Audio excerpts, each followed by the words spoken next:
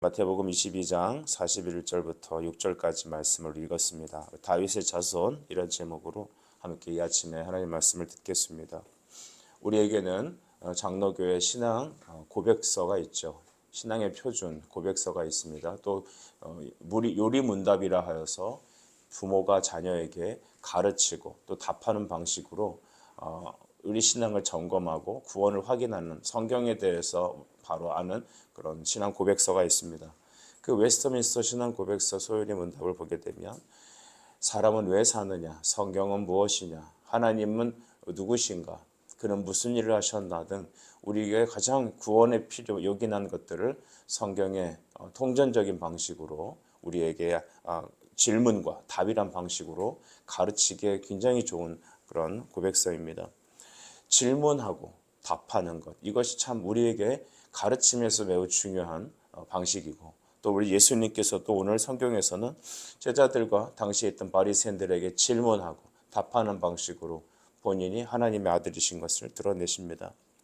우리 먼저 41절 말씀을 보시면 바리새인들이 모였을 때라고 말합니다.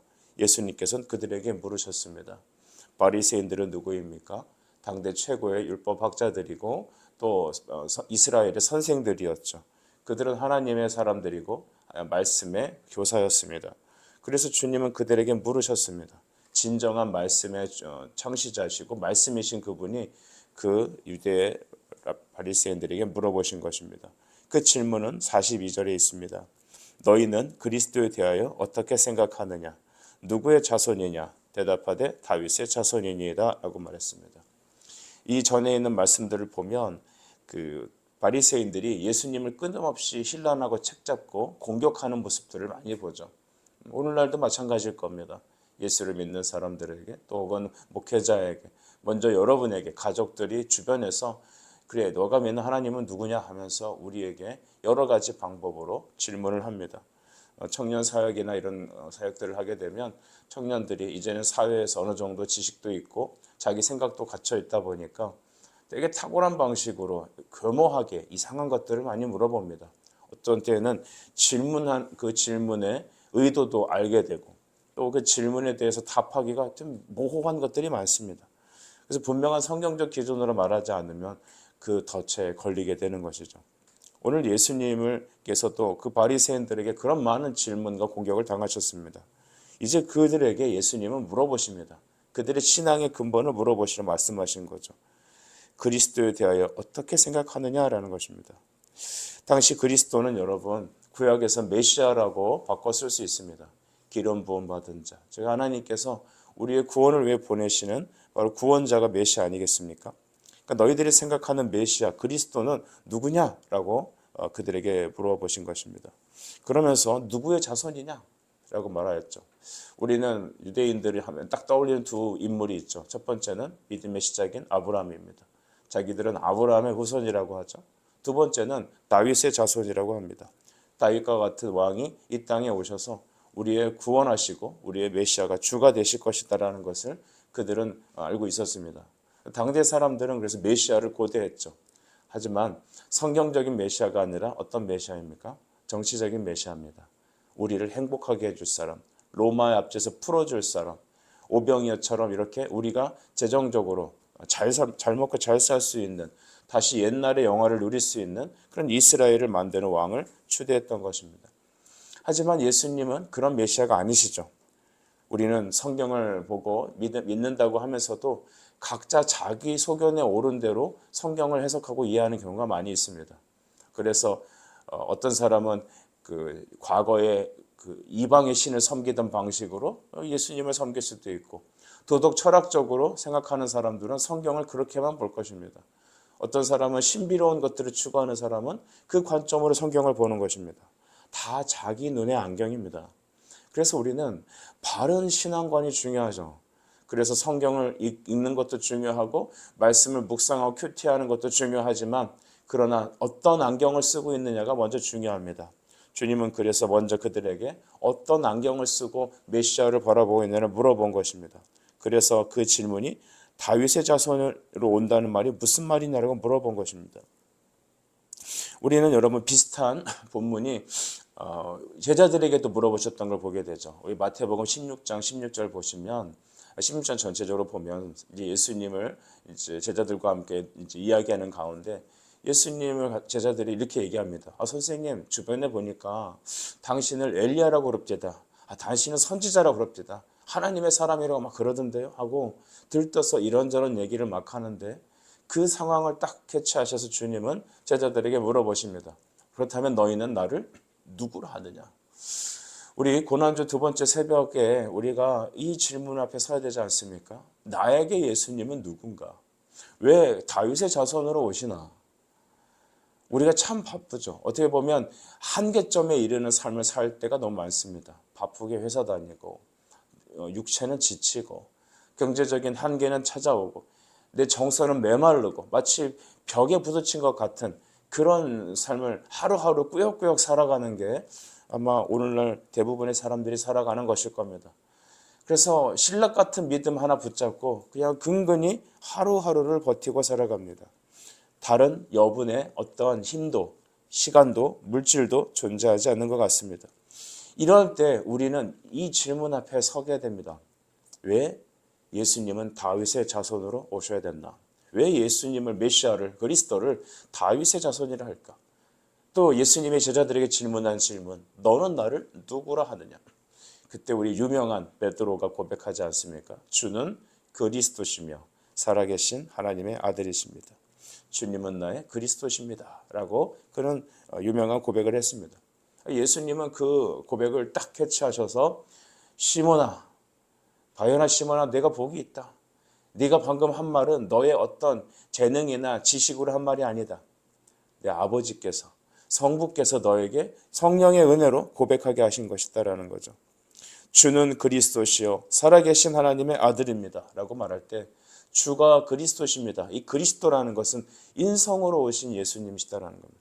예수님께서는 하나님이신데 인성으로 우리에게 오신, 즉 그가 신성과 인성으로 같이 계시다는 분 아니겠습니까? 또 살아계신 하나님의 아들이시다. 그는 하나님이시다라는 고백입니다. 그러니까 주는 그리스도, 살아계신 하나님의 아들, 예수는 나의 그리스도십니다라는 고백은 당신은 하나님이시면서 또한 인간이십니다. 또한 똑같은 사람으로 계신 선생님, 내 눈에 보이는 시간 안에 계시는 예수님이지만 또한 영원 안에, 영원을 창조하신, 시간을 창조하신 영원한 하나님이십니다라는 고백입니다. 이 고백이 바로 믿음이라는 것입니다. 믿음은 예수님을 올바로 믿는 겁니다. 하지만 당대 랍비들, 바리새인들은 어떻게 예수님 메시아를 기대했냐면 육신적인 그리스도, 즉 유명한 이 다윗과 같이 왕권을 가지고 정치적으로 이 나라를 다시 세우는 그런 인성적인 부분만을 가지고 있는 것입니다. 그러니까 다윗의 자손을 하나님으로 여기지 못하는 것이죠. 예수님, 그들과 눈앞에 대하고 있는 이 예수님, 자기 자신을 그들은 하나님으로 믿지 않는 겁니다. 그냥 인간의 하나로 보는 겁니다. 그러니까 예수님과 부딪히는 겁니다. 매사에. 자기가 하나님의 아들이라고 그러고 인자라고 하고 막 또 여러 가지 기적과 이적을 베풀고 자기들이 하나님 말씀의 전문가인데 자기들을 막 가르치고 그러니까 이 바리새인들 눈에는 예수님은 참 가시였습니다. 결국 그런 걸로 인하여서 예수님을 죽이는 데 동참하지 않습니까? 오늘 우리도 기억해야 합니다. 우리는 예수님, 그리스도를 어떻게 이해하고 있습니까? 왜 다윗의 자손이라고 말하고 있습니까? 우리 에베소서 1장 17절과 18절 말씀이 여기에 대한 해답이 될 거라고 믿습니다. 에베소서 말씀은 이렇게 얘기하죠. 우리 주 그리스도의 하나님 영광의 아버지께서 지혜와 계시의 영을 너희에게 주사 하나님을 알게 하시고 너희 마음의 눈을 밝히사라고 말씀하셨습니다. 하나님께서 우리에게 열어주실 때 그 말씀을 듣고 아멘할 수 있습니다. 이건 다른 법칙이 없습니다. 설명한다고 해서 논리적 설명으로 깨닫지 않습니다. 사람은 이성적인 것 같지만 지극히 감성적인 것 같습니다. 우리는 하나님의 은혜가 주어지지 않으면 하나님의 말씀 단 한 구절도 깨달을 수가 없습니다. 우리가 이 자리에 나와서 기도하러 나온다는 자체가 참 기적입니다. 여러분, 우리가 억지로 새벽에 나올 수도 있어요. 저도 억지로 설교할 수 있을 겁니다. 하지만 우리 주 하나님께서 우리에게 지혜와 계시의 영으로 우리의 영안을 열어주지 않는다면 우리는 앉아있는 이 자리가 곤욕스러울 겁니다. 목회가 고통스러울 겁니다. 그래서 최고의 저주의 말은 무엇입니까? 목회자들에게 성령 없이 목회해봐라라는 것입니다. 그들이 아무리 여러분 예수님을 이해하려고 논리적으로 대한들 그들은 예수님의 말을 단 하나도 깨달을 수가 없었습니다. 하나님은 그에게 그리스도의 비밀을 열어주지 않았기 때문이죠. 오늘 그래서 43절에 보면 다윗에 대하여 예수님이 이렇게 말씀하시죠. 이르실 때 그러면 다윗이 성령에 감동되어 어찌 그리스도를 주라 칭하가라는 것입니다. 당시 다윗은 성령에 감동이 되어 그리스도를 주라고 나의 주님이라고 고백했습니다. 다윗은 왕이기도 하고 또한 예배 인도자이기도 하며 그는 또한 성경을 기록한 사람이기도 했습니다. 여러 가지 이유 있지만 특별히 다윗도 여러분 그는 선지자 중에 하나였습니다. 44절을 같이 한번 읽어봅시다. 시작. 주께서 내 주께 이르시되 내가 내 원수를 내 발 아래 둘 때까지 내 우편에 앉아 있으라 하셨도다 하였느냐. 아멘. 주님께서 내 주에게 이르시되 내 원수를 내 발에 둘 때까지라고 했습니다. 여기서 말한 주가 두 번 반복되죠. 첫 번째 주는 바로 하나님을 의미하는 것입니다. 그 하나님 성부께서 내 주께, 즉 그 옆에 계시는 우편에 계신 그리스도를 에게 말씀하셨다라는 거 아니겠습니까? 즉 그는 다윗은 성령으로 인하여서 하늘 보좌를 바라보는 사람이었죠. 그래서 하나님께서 내 주께 바로 그리스도에게 말씀하셨다는 겁니다. 내가 내 원수를 내 발 아래 둘 때까지 내 우편에 앉아 있으라. 이 말은 여러분 우리 시편 110편의 말씀을 우리가 이해할 수 있습니다. 내가 내 원수를 내 발판이 되기까지 너는 내 오른쪽에 앉아 있으리라 하셨도다. 이 그리스도의 주권을 말하는 것이죠. 특별히 발판에 있을 때까지라는 것은 고대 전쟁을 하면 상대방의 왕이나 장수를 발에 그 목을 갖다가 발 밑에 놓고 밟으면서 그 전쟁의 승리를 선포했습니다. 이와 같이 여러분 진정한 승리는 바로 원수를 발판 안에 두고 발로 밟는 것입니다. 이것이 언제 성취되었습니까? 십자가에서 성취되었습니다. 주님이 다 이루셨다라고 하시며 죽으실 때 하늘이 갈라지고 샘이 터지고 죽은 자가 살아나면서 사탄은 그 머리가 깨어졌던 것입니다. 이것이 바로 창세기 3장 15절에 바로 뱀의 후손을 아들의 후손이 여인의 후손이 받는다 하지 않았습니까? 이것이 바로 원시 복음의 성취입니다. 성경은 이와 같이 통전적으로 한 가지 주제를 말합니다. 바로 그리스도께서 우리의 주가 되시고 이 땅에 오실 것을 말씀하는 것이죠. 그러나 그것을 우리는 깨닫지 못합니다. 우리가 말씀을 선포하며 예배 가운데서도 말씀을 아멘으로 깨닫는 사람이 있습니다. 그 사람이 많이 배워서가 아닙니다. 신앙생활을 오래 해왔기 때문이 아닙니다. 어쩌면 오랜 인성의 이렇게 습관에 갇혀 있는 분들은 복음을 깨닫지 못하고 습관적으로 예배를 드리는 사람들은 이 말이 와닿지가 않습니다. 분명히 한국말로 들려집니다. 분명히 우리는 여러분 알아들을 수 있는 말로 듣습니다. 하지만 졸립니다. 따분합니다. 무슨 말인지 마음이 답답합니다. 하지만 인간적인 말을 하게 되면 아멘이 되고 깨닫게 되는 것이죠. 이런 여러 가지를 보게 되면 성령이 아니고서는 우리는 하나님, 메시아가 그리스도임을 깨닫지 못합니다. 특별히 여러분, 사탄이 오늘날 하고 있는 전술 전략이 무엇인지 우리는 이 부분을 통해 알 수 있죠. 사탄은 그리스도가 그냥 통산적으로 인간의 자손으로 오게 된다는 것을 그 사람들에 주입시키는 겁니다. 예수님이 승천하시고 나서 부활 승천하시고 나서 이 땅에 수많은 이단들이 생겼는데 우리 초대교회에 있던 가장 큰 이단은 바로 영지주의였습니다. 육체는 악하고 영은 선하기 때문에 인간이 예수님께서 더러운 육체를 입고 오신 것에 대한 철저한 부정적인 마음을 둔 것이죠. 하지만 여러분 예수님께서 신성으로만 계시고 인성으로 오지 않으셨다면 즉 동정녀를 통하여서 우리에게 인간으로 오지 않으셨다면 십자가는 성취되지 않는 것입니다. 그리고 또 어떤 사람은 예수님은 단순한 그냥 인간이다라고만 생각합니다. 우리가 자유주의들이 한참 기승을 부리던 우리 18, 19세기 이후에 여러분 유럽의 신학과 미국의 신학에선 인간 예수 운동이 있었습니다. 인간 예수. 그러니까 예수를 그냥 단순히 신적인 부분을 보지 말고 그냥 우리가 똑같은 인간적인 부분을 찾아서 우리가 예수에 대해서 알아보자라는 운동입니다. 쉽게 얘기하면 그렇죠. 그러니까 예수의 신성을 제하고 인간적인 부분을 여러분 갖고 있는 것입니다. 보자는 것입니다. 그러니까 예수가 그도 사랑하는 여자가 있었다, 뭐 사생아가 있었다, 이런 이제 성경적이지 않은 내용을 쫙 끄집어내는 것이죠. 제가 드리고 싶은 말씀은 무엇일까요? 예수님은 단순히 신성만을 갖고 있는 하나님이 아닙니다. 예수님은 단순히 인성만을 갖고 이해할 수 있는 부분도 아닙니다. 베드로가 고백했던 것처럼 주는 그리스도 하나님의 아들라는 것이죠. 예수님은 오늘 바리새인들에게 말합니다. 너희들이 그렇게 중요하게 생각하는 메시아로, 그래 내가 얘기해 보겠다. 그리스도가, 다윗이 왜 오실 그리스도를 바로 다윗의 자손으로 얘기하느냐라는 것입니다. 우리 시간적으로는 여러분, 다윗의 후손은 인간이죠. 시간 안에서는 다윗의 씨로 오는, 바로 다윗보다 한참 후에 오는 사람입니다. 그런데 다윗은 성령으로 오실 그리스도를 자기의 주라고 고백했습니다. 여러분, 이것이 어떻게 가능합니까? 바리새인들의 시각으로는 이해할 수 없는 것입니다. 어떻게 다윗의 후손으로 오는 예수 그리스도가, 메시아가 어떻게 다윗을 주라고 고백했냐는 것입니다. 그 답을 대답해 보라는 것이죠. 여러분, 그것은 바로 그리스도가 하나님이시면서 인간으로 오실 바로 그분이다라는 겁니다. 오늘 그리스도라고 하는 나 예수가 바로 그때 다윗이 나의 주라고 고백했던, 아도나이라고 고백했던 바로 그 대상이라고 그들에게 말해주는 것이죠. 그들은 이것을 철저히 깨닫지 못합니다. 여러분, 정말로 그리스도의 왕권은 이 땅에 속해 있지 않습니다.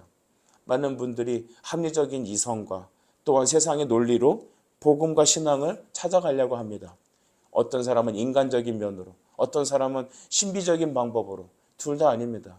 하나님이시면서 인간으로 오신, 말씀이 기록한 그대로 그분을 믿는 것, 그것이 진짜 믿음이고 신앙인 것이죠.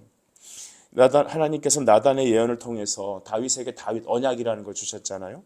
사무엘하 7장 16절이 그것입니다. 내 집과 내 나라가 내 앞에서 영원히 보존되고 내 왕위가 영원히 견고하리라. 내 나라가 영원히 견고할 것이다.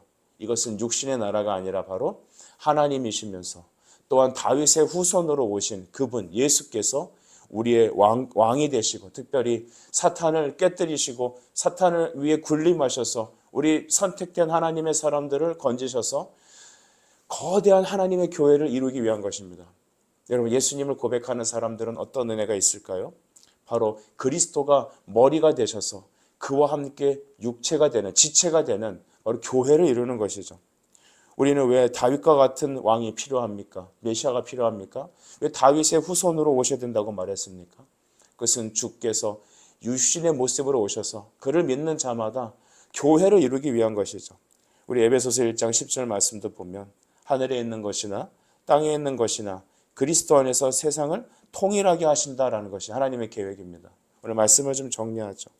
주님께서 내 주께 이르되 내 우편에 앉아 있으라 하셨습니다. 주님께서 인간으로 오셔서 우리에게 원하시는 것은 그 인간 그리스도를 통하여서 하나님이심을 믿고 또 하나님께서 하실 일은 인간 예수를 통하여 우리를 하나님의 몸된 교회로 삼으시라는 우주적인 하나님의 구원의 계획이 있다는 것입니다. 우리 고난주간입니다. 많은 분들은 예수님이 죽으셔서 고통당하셔서 내가 죄사함 받고 구원받았다, 이 단편적인 것을 믿고 그냥 이 기간을 보내려고 합니다. 여러분, 어쩌면 이런 단순한 생각은 우리가 하나님을 온전히 이해하고 그의 영광스러운 구원을 깨닫는데 많이 부족할 수 있습니다. 틀린 말은 아니지만 매우 일부분인 것이죠. 예수님께서 우리에게 오신 것은 무엇입니까? 왜 다윗의 자손으로 오셨습니까? 바로 다윗의 자손, 그분이 우리에게 오셔서 죄를 깨뜨리고 그와 함께 그를 믿는 모든 하나님의 자녀들, 그걸 택하신 모든 자녀들을 그의 교회로 삼으셔서 주님이 머리가 되시고 우리가 그 몸이 되게 하셔서 하나님의 구원을 높이 드리는 우주적인 교회를 삼으시려는 하나님의 계획이 있는 것이죠. 그러므로 오늘 이 고난주간, 이 새벽에 우리가 간절히 간구해야 될 것은 우리에게 하나님의 지혜와 계시의 영을 우리에게 주셔서 우리의 마음의 눈을 열으셔서 성경을 통하여 하나님의 이 우주적인 교회를 세우시려는 비전이 무엇인지 깨닫고 왜 그가 다윗의 후손으로 오셔야 됐는지, 인간들이 생각하는 그런 정치적 메시아가 아니라 만왕의 왕이시고 온 우주의 왕이 되신다는 말이 무엇인지를 깨달아 오늘도 우리가 이 땅에 매여있는 삶이 아닌 영원한 천상을 향해 살아가는 그런 믿음의 사람들이 되어야 함을 깨닫는 이 아침에 되길 간절히 바랍니다.